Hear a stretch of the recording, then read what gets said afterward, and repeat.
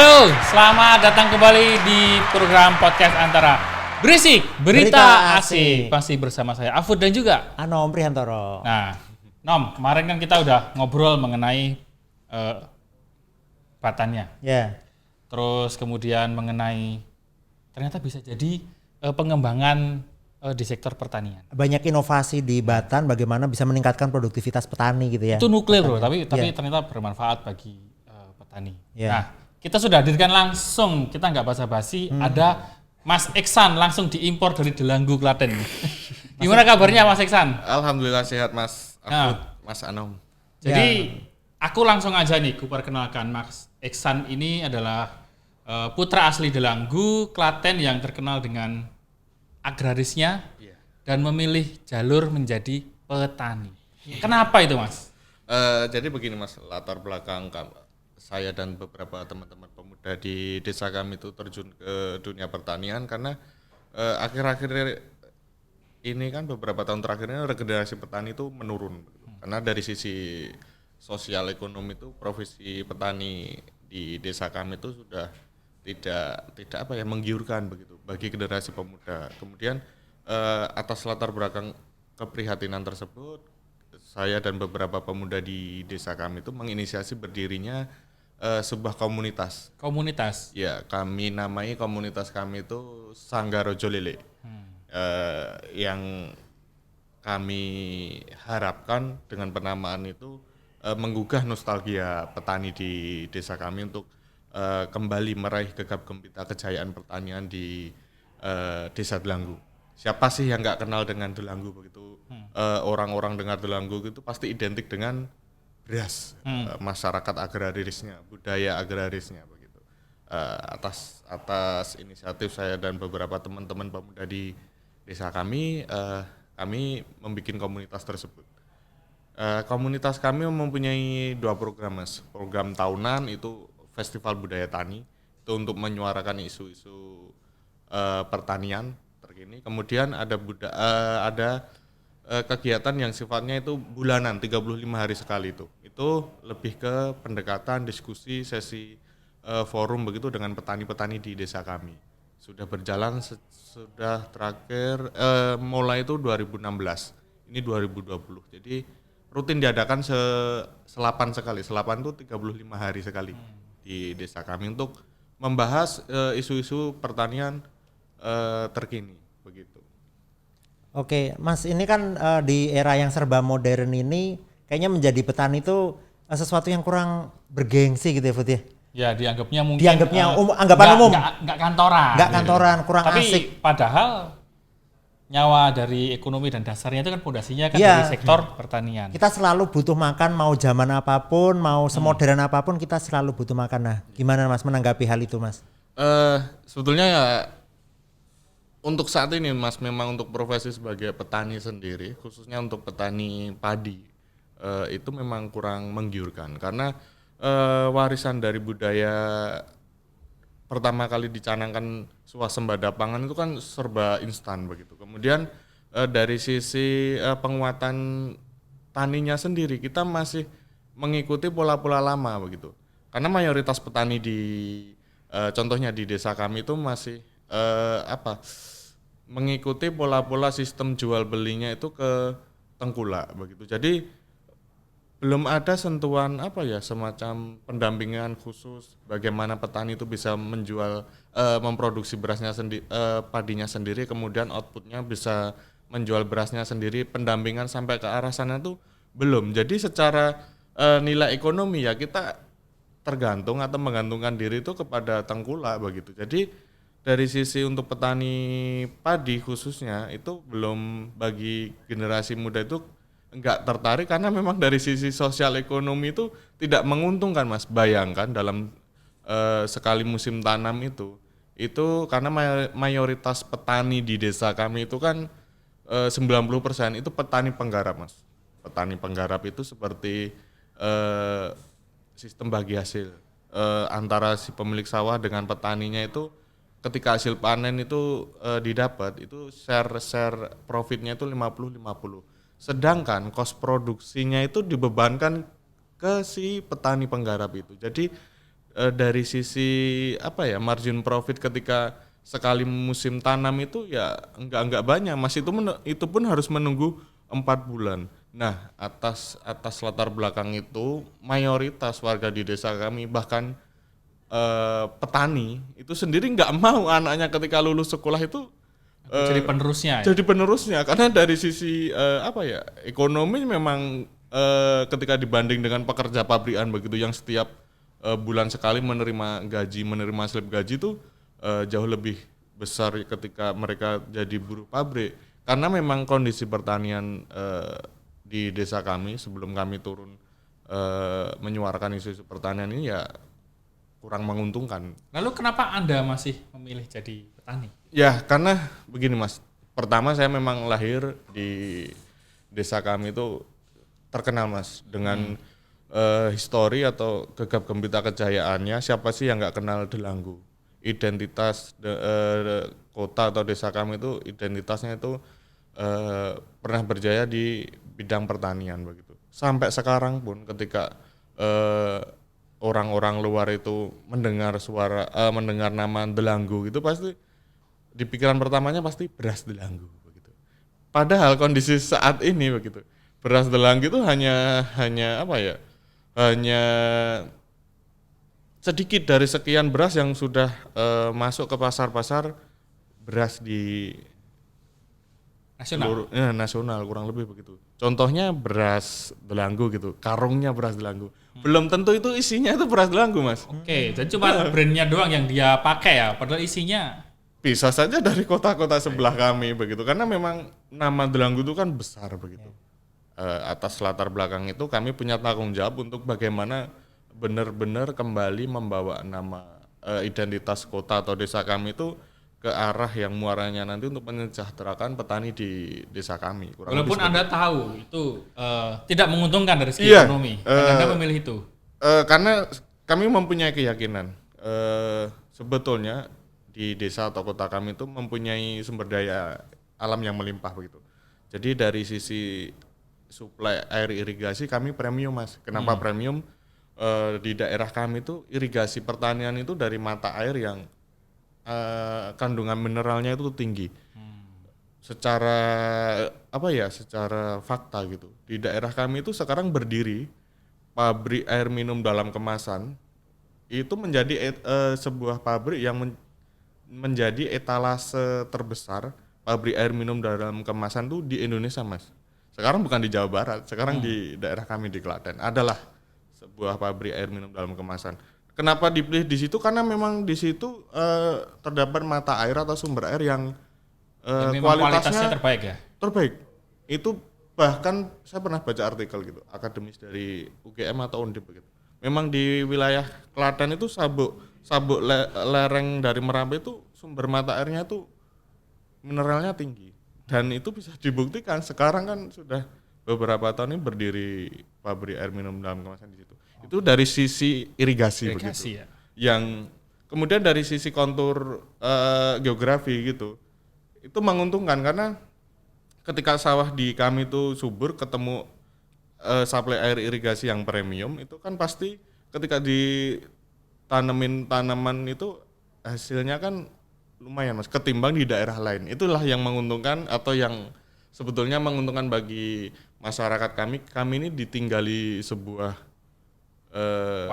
warisan begitu. Dan belum tereksplor ya. Tereksplor begitu. Sebenarnya kalau sudah tereksplor kita berjejaring dengan yang mau membantu kami, katakanlah seperti itu ya nanti akan menjadi sebuah output yang luar biasa ketika ini sudah tergarap. Kurang lebih gambarannya seperti itu. Itu kan semuanya mempunyai sisi positif, punya potensi yang besar, sumber dayanya bagus.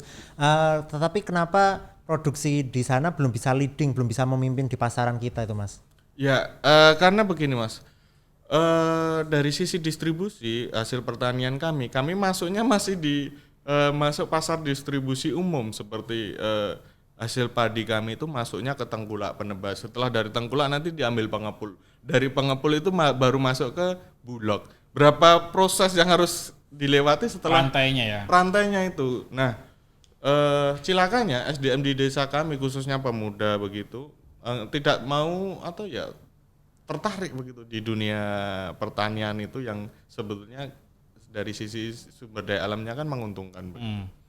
Baik, Nom tadi kan sempat disebut bahwa Rojo Lele salah satu yang padi unggulan. Dan kita nanti akan membicarakan bagaimana pengembangan Rojo Lele ini dan kaitannya dengan nuklir tadi itu apa? Ya, ya. Masa sawah dikasih nuklir kan? Iya, kayaknya kalau udah ada dengar nuklir itu kayaknya sawah nanti jadi terradiasi, orang jadi mutan, kena mutasi gitu ya. Untuk menjawab ini nanti kita akan berlanjut di segmen selanjutnya. Nah, kembali lagi nih, Nom, kita untuk masih bersama Eksan sebagai pendiri komunitas Sanggar Rojo Lele. Berarti isinya lele semua itu. Oh. Rojo airnya lele. kan udah bagus ya. Mungkin lele itu apa ya? Tanam hewan yang kuat, hewan yang bisa dikonsumsi masyarakat dengan mudah. Dan ini rojonya rojo lele. Tapi belum tentu itu tentang sejarahnya lele kan. Iya. Nah, kita belum tahu. Mungkin nanti akan terjawab di sini. Nah, oke. Eksan, kita kembali ke obrolan tadi bahwa apa sih kaitannya di sini Rojo Lele, inovasi pengembangannya dan juga nuklir.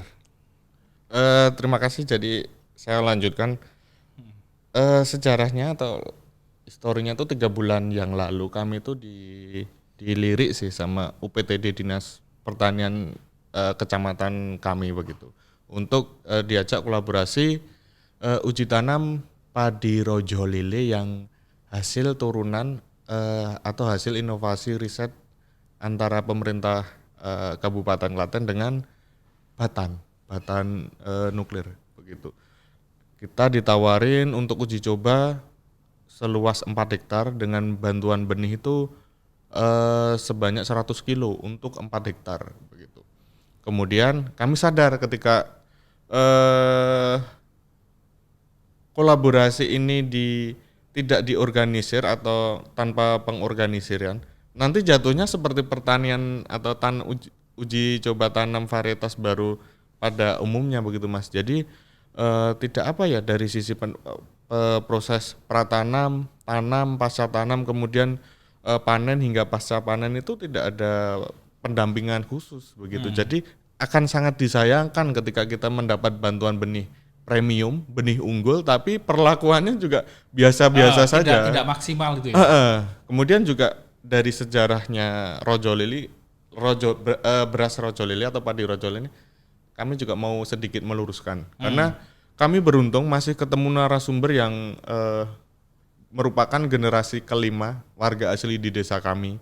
Itu masih hidup Mas. Bayangkan kalau sudah meninggal kami mungkin ada akan sumbernya ya. Iya, akan sedih gitu kehilangan narasumber. Jadi awal mula Rojo Lele itu penamaan Rojo Lele itu bukan seperti umumnya sekarang kita melihat cap-cap atau logo yang di karung beras Rojo Lele ada gambar ikan lelenya begitu. Ternyata salah Mas.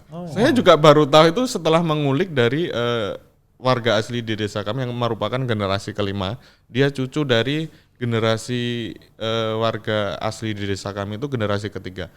Generasi ketiga warga asli di desa kami itu semasa era sebelum kemerdekaan begitu. Jadi entah secara apa ya Mas, saintifik itu belum bisa dibuktikan atau tapi ini patut untuk kita apa ya ungkap ke publik dengan harapan pemerintah lokal kami juga mau ayo kita cari sebetulnya apa ya sejarah penamaan padi Rojo Lele itu yang benar seperti apa, karena ada beberapa versi dan cenderung narasinya tidak kuat Mas, hanya sebatas omongan berlalu cuman tidak terdokumentasikan. Nah kemudian saya mau cerita sedikit awal mula penamaan padi Rojo Lele itu dulunya itu padi Rojo Lelenya itu padi bulu Mas, di bulirnya itu ada kumis lele gitu loh, bulu gitu. Ada kayak seratnya itu ya. Di ujung bulirnya itu. Nah Sampai sekarang masih ada bulir yang hasil dari inovasi Batan ini sudah tidak ada Mas. Cuman dari bulir sama gitu, gede gitu bulirnya gitu. Cuman bulunya sudah nggak ada. Nah dulu itu orang di desa kami sebelum dikasih nama Rojo Lele itu nyebutnya pariwulu Mas. Wulu itu dalam bahasa Jawa, dalam bahasa Indonesia bulu. Karena di ujung bulirnya itu ada bulu. Gitu. Nah itu umum Mas, nggak hanya di Delanggu padi wulu itu, di beberapa daerah padi wulu di luar Kabupaten Klaten pun sebetulnya ada juga gitu. Cuman kenapa kembali dinamakan itu Raja Lele, sejarahnya itu pada masa kekuasaannya Keraton Surakarta, karena kabupaten kami masuk wilayah administrasi pemerintahan Keraton Surakarta, Keraton Solo. Karena setelah perjanjian ganti kan Klaten itu masuknya wilayah Solo begitu kan. Jadi ada kebiasaan raja waktu itu suka itu sambang warga Mas, atau tilik desa, tilik warganya begitu. Dengan nama zaman sekarang busukan mungkin ya. itu. Kalau zaman sekarang tuh tilek itu naik truk terus gosip tetangga. Film ya. Boleh nanti diangkat nanti satu ketika. Nah, dari kebiasaan raja waktu itu tilik gitu ke warganya, kebetulan di daerah kami itu sudah sebelum tahun 1900-an itu sudah berdiri pabrik gula Mas. Yang namanya pabrik gula Delanggu gitu. Yang kemudian tahun sebelum kemerdekaan masih penjajahan Jepang itu beralih menjadi pabrik karung Goni terbesar se-Asia Tenggara. Itu karung itu dipakai semasa penjajahan itu untuk dipakai untuk bungkus beras-beras yang dipakai tentara Jepang itu untuk mensuplai distribusi perang. Jadi pabrik di desa kami atau kota kami itu ada pabrik cagar budaya gitu besar gitu, peninggalan era kolonial itu terbesar se-Asia Tenggara dulunya. Cuman sekarang sudah mangkrak. Nah, dari sejarah kebiasaan raja itu, kegemaran raja Keraton Solo itu tilik atau bahasa sekarang blusukan itu, dia kebetulan mampir gitu ke persawahan warga yang sedang tanam rojo lele itu begitu. Singkat cerita si raja itu kan ikut tanam serumpun, 2 rumpun, 3 rumpun begitu. Kemudian raja itu bersabda Mas, kalau bahasa Jawanya begini. Raja dulu tuh nyepdo, sok yang bakal rejoning zaman gitu. Padi ini akan saya kasih nama Rojo Lele begitu. Jadi karena si raja itu ketika sebelum ikut menanam, dia mengajak anak-anak muda gitu, laki-laki untuk ikut membantu tanam begitu. Raja itu memanggil anak-anak muda itu tole begitu. Biasanya orang tua memanggil anaknya itu kan nggak cuma sekali Mas. Tole itu enggak, pasti 2 kali. Tole. Nah, asal muasal kata lele sebetulnya itu panggilan untuk anak ya. Anak laki-laki itu tole yang disingkat le begitu. Nah, jadi dari penamaan padi Rojo Lele itu historisnya sebetulnya seperti itu. Cuman dari Mas? Kita perlu berkolaborasi dengan komunitas sejarah untuk membuktikan ini sih. Cuman ketika di compare dengan kondisi sekarang gitu atau pakai ilmu cocoklogi lah istilahnya. Itu kondisi itu memang sebetulnya kegemaran Raja Tilik itu benar karena sampai sekarang pun Mas, Keraton Solo itu masih pakai suplai air dari mata air di dekat kami Mas. Gitu. Kalau dicocoklogi kan ada benernya kegemarannya dulu dengan sejarah penamaan padi Rojo Lele tadi. Jadi kami mau meluruskan sebetulnya kalau Rojo Lele itu sebetulnya bukan simbolnya ikan lele itu bukan begitu. Asal muasalnya dari situ. Nah, kembali lagi ke riset pengembangan dengan batan tadi. Sejak tahun 2013 itu petani di desa kami atau gabungan dari beberapa desa di kecamatan di kabupaten kami itu Mas, mengembangkan padi Rojo Lele ini supaya agar tidak punah. Tahun 2013 alhamdulillah masih ada Mas petani yang idealis menanam padi yang usianya 5,5 bulan, tingginya 1,5 meter, terus yang rawan roboh itu masih ada yang idealis banget itu. Dapatlah benih padi tersebut itu hanya sebanyak 2 ons. Dari 2 ons itu kemudian dikembangkan petani di lokal kami, selanjutnya dibantu oleh pemerintah di daerah kami itu untuk dipertemukan dengan Badan Tenaga Nuklir ya Mas. Tenaga Nuklir Nasional. Ya, untuk kemudian diriset supaya menghasilkan varietas turunan yang kualitasnya atau outputnya nanti tidak berbeda jauh dengan kualitas varietas aslinya. Nah, kurang lebih seperti itu. Akhirnya 2019 setelah 6 tahun masa uji coba dengan Batan melalui uji uji tanam, karena kan beberapa lahan ada yang nggak cocok begitu. Kemudian uji ketahanan penyakit beberapa tahun, yang terakhir uji output, uji produk dari beras itu, dari rasa, aroma dan tekstur. Itu lolos 2019, itu baru resmi dirilis kembali ke pemerintah daerah kami untuk selanjutnya untuk bisa ditanam massal. Nah, komunitas kami ini gelombang kedua Mas dari setelah rilis, setelah launching, karena sudah ada beberapa komunitas atau pegiat petani yang dari awal dilibatkan Batan ini sudah uji coba tanam yang pertama gitu. Kemudian kami ini yang setelah Batan merilis varietas itu ke pemerintah daerah kami, dan pemerintah daerah kami itu resmi merilis benih itu ke petani, ya kami ini yang pertama begitu. Tapi kami tidak hanya sendiri Mas, ada beberapa kecamatan yang sudah dicoba, cuman kenapa yang akhir-akhir ini kami cenderung terekspos, karena komunitas kami ini tidak hanya berhenti di uji coba tanam. Kami melakukan riset atau berkolaborasi dengan beberapa pihak untuk membantu pendampingan uji coba tanam ini. Berarti Sanggar Rojo Lele itu memang tujuannya untuk membangkitkan kembali padi Rojo Lele ini dengan berbagai jalur yang ditempuh. Iya. Nah, dengan adanya riset ini kan berarti kan bibit yang unggul kan sudah ada. Sudah ada. Dan turunan Rojo Lele nanti akan diharapkan kan kalau udah di tangan petani akan diolah menjadi padi-padi yang berkualitas Rojo Lele tadi untuk bisa disebarkan ke nasional kan. Yeah. Dan ini menjadi Delanggu ini menjadi basis sementara untuk laboratoriumnya untuk penelitian itu. Nah, setelah ini selesai dan padinya tumbuh, itu apa tindak lanjut atau pengembangannya itu? Jadi dari komunitas kami Mas, dari awal melakukan proyek uji coba tanam ini tuh sadar betul kami akan dihadapkan beberapa kendala dalam uji coba tanam ini, baik dari pratanam, ketika tanam, bahkan sampai proses pasca tanam, pasca panen itu panennya ya. Iya, karena cita-cita dari riset tersebut itu kan sebetulnya muaranya itu untuk kesejahteraan petani kan Mas. Jadi katakanlah Batan dengan beberapa pegiat petani di wilayah kami itu kan cita-citanya supaya umurnya pendek, padi premium tadi rasanya tidak berubah, tingginya itu bisa juga lebih pendek. Jadi dari sisi faktor resiko itu bisa dikurangi dan muaranya itu menguntungkan petani. Karena berasnya atau benih padinya ini kan premium, outputnya juga beras premium begitu. Sedangkan kondisi yang saat ini terjadi di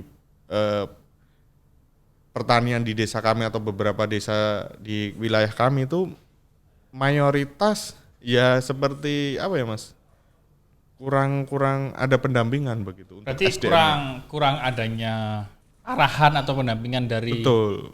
Mungkin pemerintah daerah kali ya kita sebutnya pemerintah daerah untuk turut bukan sumbangsi. Kalau sumbangsi pasti saya yakin sudah ada ya. Sudah ada. Tapi turut mengawal dan membantu sampai pasca panen seperti itu ya. Berarti inovasi itu sudah ada, bibitnya sudah ada, cuman untuk dikawal dari hulu sampai hilirnya itu biar bagus belum begitu intensif ya. Kurang maksimal Mas. Kurang maksimal begitu. ya. Berarti kendalanya apa nih Ihsan untuk sampai biar ini sudah ada, sudah dibantu, tapi ternyata masih ada kendala. Itu kalau boleh tahu apa nih? Jadi sejauh ini Mas, kami memetakan beberapa kendala untuk proyek kami ini itu sebetulnya lebih kepada proses nanti pasca produksi Mas. Satu, petani di mayoritas atau 90% petani di kota kami itu petani penggarap.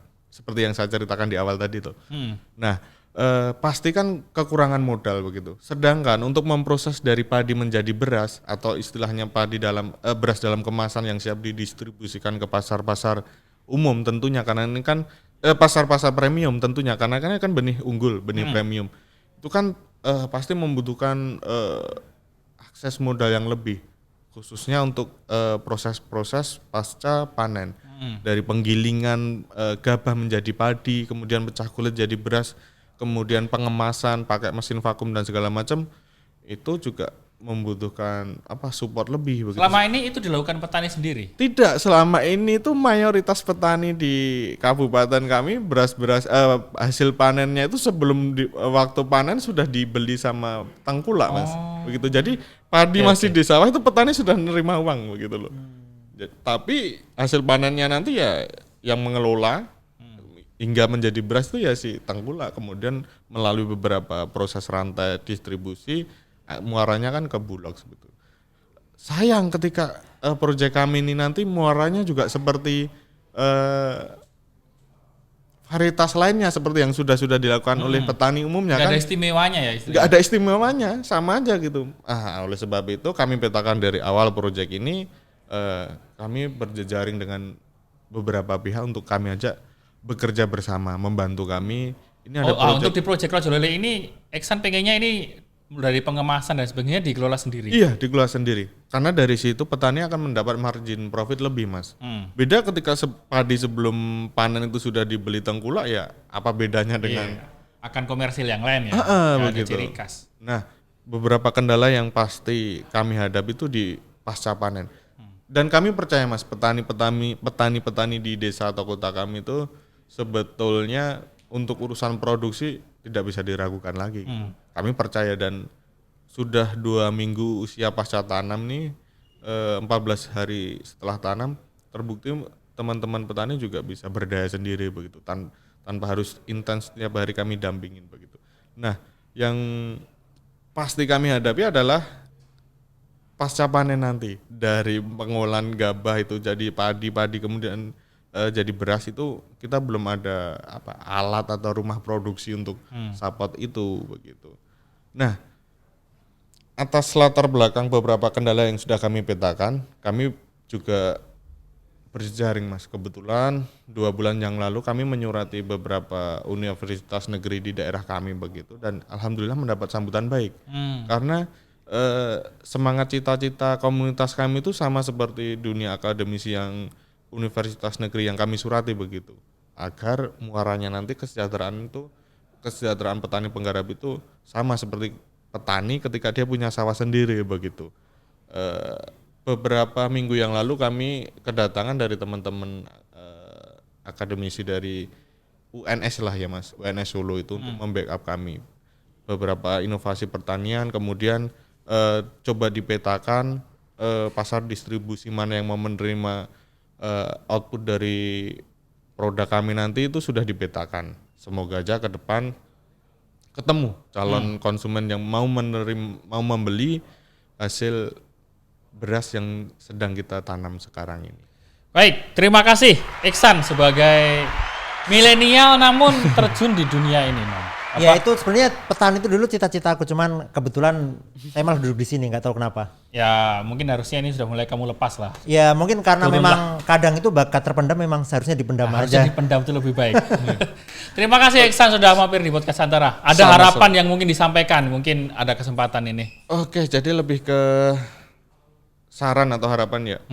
Karena kami ini sekupnya hanya 1 desa gitu, sedangkan pertanian di kabupaten kami itu terdiri dari beberapa desa. Sangat sayang ketika sebetulnya uji coba ini yang bagus begitu, hasil benih yang bagus, hasil riset beberapa tahun ini dengan Batan itu bagus, sayang pendampingannya kurang maksimal begitu.